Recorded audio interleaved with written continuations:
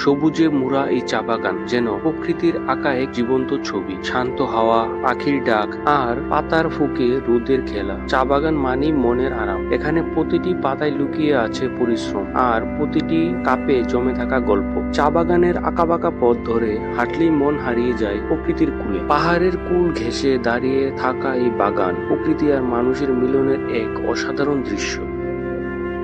Hello বন্ধুরা, explore blogs Dibakar and পারমিতাতে আপনাদের আবারও স্বাগতম। তো আজকের ব্লগটা একদম আলাদা। চা বাগান, খাওয়া দাওয়া আর ভরপুর হাসি মজা পেতে থাকুন এই ভিডিওতে। এই সবুজ শান্ত পাহাড় আর চা পাতার বাগান, মানে জায়গাটা অনেক অদ্ভুত। আনন্দ শহরে পাওয়া যায় না, মাঝে মাঝে এরকম জায়গায় এসে মনটা ছুঁয়ে যায়।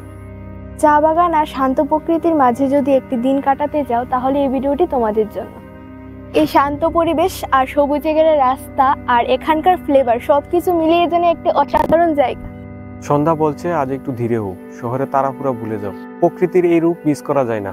ত্রিপুরা শুধু জায়গা না, এটা একটা অনুভব। এই ভিউটা না, সত্যিই বলছি, ক্যামেরায় যতই না ধরা পড়ুক, কিন্তু নিজের চোখে সামনাসামনি দেখার ফিলিংটাই আলাদা।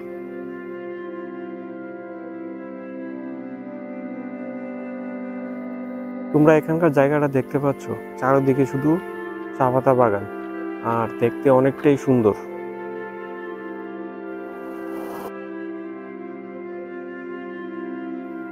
আমি বলবো তোমরা একবার আসো, এসে এখানে ঘুরে যাও, অনেক সুন্দর জায়গাটা।